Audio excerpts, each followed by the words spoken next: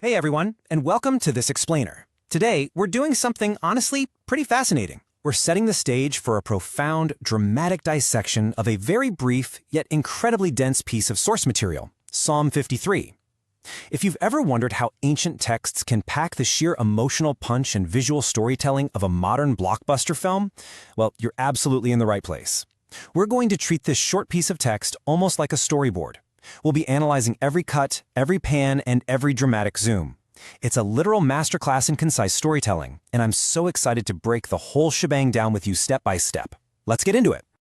Okay, let's dive into this roadmap for today. We're going to track the shifting perspectives of the text through 5 phases. First, the reading and origins. Second, the fool's corrupt world. Third, God looks from heaven. Fourth, dread and scattered bones. And finally, the hope of restoration. Starting right off with Section 1, the reading and origins. Before the core narrative even begins, before our story actually takes off, we really need to establish the foundational metadata of our source text. This sets the entire mood for what we're about to experience. Think of this text right here as the opening credits to our textual journey. For the director of music, according to Malahat, Emasculate David, Psalm 53. Before a single actor steps on screen, or a single line of dialogue is even spoken, the director is telling the orchestra exactly what to play and how to set the atmospheric tone. And that tone? Well, it's heavily dictated by 2 key terms, mahalat and maskil. Mahalat likely refers to a specific musical instrument, or maybe a melancholic, sorrowful melody, while a maskil is a contemplative, instructional type of poem. Now, these aren't just throwaway words. These specific musical and structural directions, they frame the entire recitation. They tell the ancient audience, and us, exactly how the specific reading is meant to be delivered. It's a prescribed performance, you see, a carefully orchestrated piece of art designed to evoke a very specific intellectual and emotional response right out of the gate. Moving into Section 2, the fool's corrupt world. This is our first major perspective shift. Imagine our cinematic camera dropping straight down from the opening titles right into the claustrophobic internal monologue of our text's subject. Now, what's really interesting here is how the text begins the action entirely inside the mind of the fool. We don't start with a wide shot of a massive battlefield or a bustling city. No, we start in the ultimate close-up, the human heart. The fool says in his heart, there is no God. It's a private, completely silent rebellion, an internal posture before it ever becomes an external reality. But as we're about to see, what happens in the dark confines of the heart definitely doesn't stay there. That internal solitary thought immediately bleeds out into earthly reality. The language used is just so stark, corrupt, ways are vile, no one who does good. It's like the camera suddenly pans out from the heart of the fool to reveal this grim, absolute landscape of total corruption. The internal denial of the divine has completely poisoned the external world. The text paints a picture of a society so far gone that not a single person, literally no one, is doing good. It's just a bleak, desolate wasteland of human behavior. Which brings us right to Section 3. God looks from heaven. This is the inciting incident. So, if the previous scene was a gritty, close-up tracking shot of human decay, we're now shifting the tone and the camera drastically upward. This is the true inciting incident of the text narrative arc. Imagine a sweeping crane shot that just keeps pulling up and up and up into the stratosphere. God looks down from heaven on all mankind. I really want to emphasize the vast, towering perspective of the divine looking down upon the corruption we just explored on Earth. It's the ultimate wide shot. The chaos and the vile ways of the fool are suddenly placed under the microscopic lens of a cosmic observer. And this brilliantly illustrates the central tension of the text. On one side, we have the earthly state. Everyone has turned away. All have become corrupt. It's static, it's stubborn, and it's totally broken. But contrasting that, we have the divine search, looking to see if there are any who understand, any who seek God. It's a dynamic, active gaze from heaven. The Creator is searching through the wreckage, looking for even a single spark of understanding. Just one person pushing back against the corruption of the fool.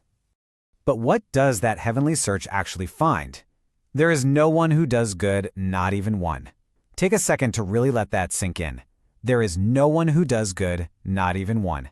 The text repeats this phrase exactly, to drive home the absolute desolation discovered by the divine search. The camera has scoured the entire globe and it comes up completely empty. It's a terrifying, incredibly dramatic realization of total human failure.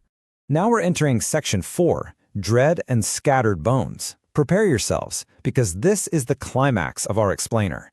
This absolute failure propels us directly into the brutal reality of the evildoers. We are plunging right back down from heaven. Do all these evildoers know nothing? This is the text's own rhetorical question, effectively breaking the fourth wall and demanding our reflection. I mean, how can they be so blind? It really prompts us to reflect on the sheer willful ignorance of the corrupt. They are operating so entirely on their own vile logic that they are completely oblivious to the towering divine perspective that is watching their every move. And because they think no one is watching, their actions are just monstrous. They're aggressive. They're visceral. They devour my people as though eating bread, and they never call on God. Note the chilling, almost casual imagery here. They aren't just oppressing people, they are consuming them with the exact same mindless routine as someone eating a slice of bread. It's the banality of absolute evil, completely unchecked by any moral compass or any fear of the divine whatsoever. So, the crucial point is what happens next. But there they are, overwhelmed with dread when there was nothing to dread.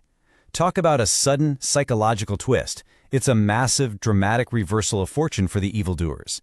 The camera basically snaps to a tight, frantic close-up on the faces of the corrupt. In a world where they held all the power, where they feared absolutely nothing earthly, an invisible psychological terror suddenly grips them out of nowhere. The internal reality of the fool has been completely shattered by this unseen, paralyzing fear. And that psychological dread, it is immediately followed by brutal physical consequence. The text doesn't hold back at all. God scattered the bones of those who attacked you. You put them to shame, for God despised them. We've moved from internal dread to the literal external scattering of bones. It's the ultimate shame, the absolute destruction of the evildoers. The corrupt world built by the fool has been violently disassembled, leaving literally nothing but scattered remnants on a battlefield. Let's move to section 5 and see how this builds to our final perspective shift, the hope of restoration. We've zoomed all the way out now to a beautiful communal view. Let's walk through the text's ultimate resolution together. Step 1. Salvation for Israel comes out of Zion. We finally have a specific location, a real grounding point of hope. Step 2. God restores his people. The wreckage is actively being cleared away. Step 3. Jacob rejoices. And step 4. Israel is glad. We trace the path from divine intervention directly to communal rejoicing. The scattered bones of the enemy are replaced by the gathered, joyful assembly of the restored people, bringing the entire dramatic arc to a peaceful, totally triumphant close. Which leaves us with this final, lingering thought. If a text begins in the solitary, corrupt heart of a fool, how does the mirror gaze of heaven transform it into the joyous restoration of an entire people? It is an incredible, cinematic journey that this ancient writer took us on. I mean, they compressed immense psychological depth, thrilling action, and soaring hope into roughly 150 words. It really makes you realize just how much profound storytelling is hidden in these ancient texts, just waiting for us to look closely. Thank you so much for joining me for this explainer today, and I really hope this leaves you hungry to apply this exact same lens to other texts you encounter.